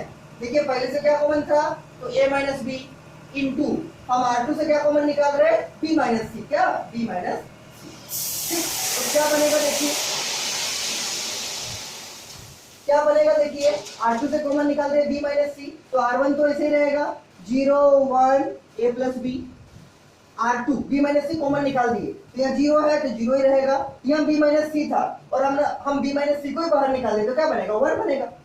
ठीक, और यहाँ b प्लस सी इंटू बी माइनस सी था, क्या कॉमन निकाले हैं b माइनस सी, तो क्या बनेगा b प्लस सी रहेगा, क्या रहेगा b प्लस सी, और R3 जो है वो ऐसे रहेगा 1c और c स्क्वायर, क्या रहेगा 1c c स्क्वायर। एक बार मल्टीप्लाई करके चेक कर लीजिए कि R2 आ रहा है कि नहीं मेरा वही, तो R2 से कॉमन निकाले b माइनस सी, तो मल्टीप्लाई करके देख लीजिए कि ये आ रहा है कि नहीं, तो b माइनस सी इंटू 0 क्या 0 होगा, b माइनस सी इंटू 1 b माइनस सी, और b माइनस सी इंटू b प्लस सी क्या होगा b माइनस सी इंटू b प्लस सी। फिर से देखिए b माइनस सी इंटू 0 क्या होगा 0, b माइनस सी इंटू 1 b माइनस सी, और b माइनस सी इंटू b प्लस सी क्या वही होगा b माइनस सी इंटू b प्लस सी, और जो R3 है वो ऐसे ही रह गया, R3 जो है ऐसे ही रह गया। अब देखिए दो चीज मेरा आ गया, a माइनस बी आ गया बाहर और b माइनस सी आ गया बाहर। अब लाना है हमको c माइनस ए। अब लेकिन इसमें 2 0 आ चुका है C1 में, और जिसमें 2 0 आता है उसका सॉल्व करने में थोड़ा इजी होता है, तो इसको हम किसके अराउंड एक्सपेंड करना चाहेंगे। देखिए आप इसको किसी के अराउंड भी एक्सपेंड कर सकते हैं, चाहे आप इसको R1 के अराउंड एक्सपेंड कीजिए, R2 के अराउंड एक्सपेंड कीजिए, R3 के अराउंड एक्सपेंड कीजिए, या C1 C2 C3 किसी में एक्सपेंड कीजिए, सही है। लेकिन जो करना चाहिए वो किसके अराउंड, जिसमें 2 0 आ गया। क्यों, क्योंकि ये दोनों 0 है, इसके साथ कुछ भी माइनर मल्टीप्लाई होगा 0 ही आएगा, केवल एक ही सॉल्व का कौन, ये 1 वाला। ठीक, तो किसके अराउंड इसको एक्सपेंड करना अच्छा रहेगा, C1 के अराउंड। क्यों, क्योंकि C1 में 2 0 आ गया। हमेशा ध्यान दीजिए उसी के अराउंड हम लोग एक्सपेंड करेंगे क्वेश्चंस को जिसमें 2 0 आएगा, जिस रो में या जिस कॉलम में दो जीरो हमको मिलेगा कम से कम, उसके अराउंड हम उसको एक्सपेंड करेंगे। तो इसमें दो जीरो कहाँ मिला, तो C1 में मिला, तो इसको किसके अराउंड एक्सपेंड करना सुविधाजनक होगा, C1 के अराउंड। किसके अराउंड, C1 के अराउंड। तो इसके नीचे आप लोग लिखिएगा, हम यहाँ लिख रहे साइड में मिटा के, ठीक। देखिए ये तो आपका क्वेश्चन था, ये आ गया a minus B into B minus C, तो बाहर है, इंटू में डिटरमिनेंट पूरा है। क्या लिखेंगे, एक्सपेंडिंग अराउंड C1। C1 के अराउंड क्यों एक्सपेंड कर रहे हैं बताया आपको, क्यों, क्योंकि C1 में दो जीरो है, और दो जीरो वाले का मतलब क्या है, इस फैक्टर का जो माइनर होगा उसका मल्टीप्लाई होगा, क्या होगा, जीरो होगा फर्स्ट टर्म, सेकंड टर्म भी जीरो होगा, केवल थर्ड टर्म का निकलेगा, केवल थर्ड टर्म का निकलेगा। इसलिए हम उसके अराउंड एक्सपेंड कर रहे हैं, किसके अराउंड, C1 के अराउंड। क्या लिखेंगे, इसके नीचे आपको लिखना है एक्सपेंडिंग अलोंग किसके around, C1, expanding along C1 मतलब फर्स्ट रो के अराउंड। तो क्या रहेगा, ये तो वैसे ही रहेगा a माइनस बी, ये भी वैसे ही रहेगा इनटू देखिए क्या b माइनस सी। और यहाँ देखिए हम माइनर के अराउंड, माइनर के हेल्प से एक्सपेंड कर रहे हैं, तो साइन को ध्यान रखिए, यहाँ होता है प्लस, यहाँ होता है माइनस, यहाँ होता है प्लस, नीचे जाएंगे तो यहाँ प्लस था, यहाँ माइनस, यहाँ प्लस, पहले हम बताए थे। देखिए सब चैप्टर का लिंक है एक दूसरे के साथ, ठीक है। तो यहाँ क्या था, प्लस, यहाँ माइनस, यहाँ प्लस, यहाँ माइनस, यहाँ प्लस, यहाँ माइनस, यहाँ प्लस, यहाँ माइनस, यहाँ माइनस, यहाँ प्लस, ठीक, पहले हम बताए थे। तो इसका देखिए C1 का यहाँ क्या है, प्लस, यहाँ माइनस, यहाँ प्लस, देखिए कुछ छोड़ के होता है, तो यहाँ प्लस होगा, यहाँ माइनस होगा, यहाँ क्या होगा, प्लस होगा। तो क्या लिखेंगे, 1 प्लस 1 मतलब क्या, 1 इंटू, देखिए a माइनस बी था, a माइनस बी लिख दिया, b माइनस सी था, b माइनस सी लिख दिए, और इसका दोनों जीरो है, उसके अराउंड एक्सपेंड करने का जरूरत नहीं है। कुछ भी माइनर आएगा, क्योंकि जीरो से मल्टीप्लाई होगा तो जीरो ही हो जाएगा, इसमें कुछ भी माइनर आएगा, जीरो से मल्टीप्लाई होगा तो जीरो ही बन जाएगा, लेकिन यहाँ 1 है, तो इस 1 के अराउंड एक्सपेंड कर रहे हैं, ठीक। और इसीलिए हम लोग चुने C1, क्योंकि दो काम हमको नहीं करना पड़ेगा, इसका और इसका, मतलब A11 और A21 का काम नहीं करना पड़ेगा। क्यों, फॉर्मूला में क्या है, A11 इंटू M11, तो M11 कुछ भी आएगा, क्योंकि A11 जीरो है इसलिए जीरो हो जाएगा। वैसे ही फिर क्या है, माइनस A21 इंटू M21, तो M21 कुछ भी आएगा, लेकिन क्योंकि A21 जीरो है तो जीरो हो जाएगा, लेकिन इसके 1 है, तो यहाँ पर तो जीरो नहीं है, तो इसके एक्सपेंड कर रहे हैं, इसके अराउंड बना रहे हैं। तो इसका इस रो को छोड़ देंगे और इस कॉलम को छोड़ देंगे, इस रो को, थर्ड रो को और फर्स्ट कॉलम छोड़ देंगे, क्या बचेगा, 1a plus B 1b plus C, 1 third row first column छोड़ देंगे, थर्ड रो फर्स्ट कॉलम, 1 के अराउंड एक्सपेंड कर रहे हैं, third row first column 1a plus b, और यहाँ क्या 1b plus c, 1b plus c. Zero और जीरो के अराउंड हम नहीं लिखे, क्यों नहीं लिखे, क्योंकि जीरो से कुछ भी इसका माइनर मल्टीप्लाई होगा जीरो ही आएगा, यहाँ भी कुछ भी माइनर मल्टीप्लाई होगा जीरो ही आएगा, और यहाँ प्लस था, यहाँ माइनस, यहाँ प्लस, तो इस 1 का कुछ नहीं है, मतलब क्या है, प्लस है। तो हम 1 के अराउंड ब्रेक किए, तो 1 के अराउंड माइनर क्या होगा, तो इसका थर्ड कॉलम में है 1, तो थर्ड कॉलम को छोड़ दिए, थर्ड रो को छोड़ दिए, इस थर्ड रो को छोड़ दिए और फर्स्ट कॉलम को छोड़ दिए। 1 कहाँ है, थर्ड रो में और फर्स्ट कॉलम में, तो R3 को छोड़ दिया और C1 को छोड़ दिए, तो क्या बचा 1a plus B 1b plus C, 1a plus B 1b plus C. अब सॉल्व कर दीजिए, आपका आंसर आ जाएगा। तो ये a माइनस बी है इंटू बी माइनस सी है, इसको सॉल्व करने आता है, कैसे सॉल्व होगा, ad माइनस बी सी, ये दोनों को मल्टीप्लाई करेंगे तो क्या होगा, b प्लस सी, माइनस देके क्या लिखेंगे, ये दोनों को मल्टीप्लाई करेंगे मतलब a प्लस बी, ठीक। सॉल्व कीजिए इसको, तो क्या आएगा, a minus B into B minus C, और यहाँ देखिए क्या आएगा, ब्रैकेट ओपन करेंगे तो b plus C minus a minus B, b plus C हो गया, ये माइनस a और ये क्या हो जाएगा माइनस b, कुछ कैंसिल होगा, ये माइनस b प्लस b से कटेगा, क्या बचेगा c माइनस a, और मल्टीप्लाई में है तो फाइनल रिजल्ट क्या आएगा, a माइनस b इंटू क्या है b माइनस c इंटू क्या है c माइनस a, और ये देखिए आपका RHS है a minus b minus c और c माइनस a, क्या लिख देंगे RHS, क्या लिख देंगे RHS, और ये आपका प्रूफ हो जाएगा, क्या हो जाएगा प्रूफ, क्या हो जाएगा प्रूफ। तो ध्यान दीजिए कैसे किए, तो इसको ऑब्जर्व करके आपको सॉल्व करना है कि हमको लाना क्या है, ठीक। और जैसे किसी रो में या किसी कॉलम में 2 जीरो आ जाएगा, देखिए अगर 3 जीरो आएगा तब तो उसका वैल्यू जीरो आएगा, अभी हम बताए थे इससे पहले। अगर किसी रो में पूरा 2 जीरो हो गया या किसी कॉलम में पूरा कॉलम जीरो हो गया, 3 जीरो आ गया, तब तो उसका वैल्यू जीरो आएगा, अभी हम बताए थे स्टार्टिंग में। लेकिन अगर 2 जीरो आया तब सॉल्व करने में सुविधा होगा, तो हम लोग उसी कॉलम या उसी रो के अराउंड एक्सपेंड करना चाहेंगे जिसमें 2 जीरो आएगा। इसमें किसमें 2 जीरो आया, तो C1 में, तो किसके अराउंड एक्सपेंड किए, एक्सपेंडिंग अराउंड C1, और उसमें जो आपका जो जीरो आएगा, 2 जीरो जिसमें रहेंगे उसके अराउंड नहीं लिखना है, क्यों, क्योंकि इसका क्या फॉर्मूला होगा, a11 इंटू m11 जीरो हो जाएगा, क्योंकि a11 जीरो है, a21 इंटू m21, क्योंकि a21 जीरो है तो m21 भी क्या हो जाएगा, जीरो हो जाएगा, मल्टीप्लाई करेंगे तो इसके अराउंड एक्सपेंड करेंगे, किसके 1 के अराउंड। तो 1 के अराउंड का रो R3 को छोड़ देंगे और 1 के अराउंड का कॉलम मतलब C1 को छोड़ देंगे, क्या बचेगा 1a plus B 1b plus सी, वही लिख दिया 1a plus B 1b plus सी। इसको सॉल्व किया 2 क्रॉस 2 का ad माइनस bc से आ गया, क्या आ गया a minus b b minus c c minus a। ये देखिए आ गया c minus a minus b b minus c c minus a, क्या हो गया RHS ये आपका प्रूफ हो गया, ये आपका प्रूफ हो गया। ठीक, अगर किसी को कुछ भी डाउट है हमको पूछिएगा, और अगर डाउट नहीं है तो आप लोग एक चीज को बनाइएगा, इसके बाद देखिए ट्राई कीजिएगा, पर हम उसको बाद में समझाएंगे कैसे करना है। इसके बाद आप लोग बनाइएगा इसी एक्सरसाइज का 4.2 का 8 का 2 नंबर, एक्सरसाइज नंबर 4.2 का इसी एक्सरसाइज का 8 का 2 नंबर ट्राई कीजिएगा। एक्सरसाइज नंबर 4.2 लिख लीजिए कॉपी में, एक्सरसाइज नंबर 4.2 का क्वेश्चन नंबर 8 का 1 नंबर आ दिए थे, आप 8 का 2 नंबर बनाइएगा। 8 का 2 नंबर में क्या है देखिए, हम क्वेश्चन को लिख देते हैं। आपका 8 का 2 नंबर में है आपका ऐसा 1 1 1 a b c और a cube b cube c cube, और बराबर क्या प्रूव करना है a minus B b minus c c minus a, a minus B into b minus C into c minus a, और भी कुछ लिखा हुआ है, और क्या है ट्राई कीजिएगा इसको, और नहीं बनेगा तो हमको बोलिएगा, हम फिर ऐसे भी समझा देंगे नेक्स्ट क्लास में। और इंटू में क्या है a plus B plus C, a plus B plus C. अगर आज दिन भर में हमको फिर से टाइम मिलेगा तो हम फिर से आज और इसके आगे वाला अपलोड करेंगे, ठीक है। और अगर नहीं मिलेगा तो फिर जब नेक्स्ट क्लास होगा मैथ का तब हम समझा देंगे। देखिए ये आपका 8 का 2 नंबर है, बनाइएगा इसको 1 1 1 a b c a cube b cube c cube और a minus b b minus c और c माइनस a और a plus b plus c, इसको ट्राई कीजिएगा, ठीक। और अगर किसी को कुछ भी डाउट होगा तुमको पूछिएगा, और जितना लिखाए हैं सबको लिख के हमको भेज दीजिएगा, हम चेक करेंगे आप लोग सही लिखे हैं कि गलत लिखे हैं, ठीक है।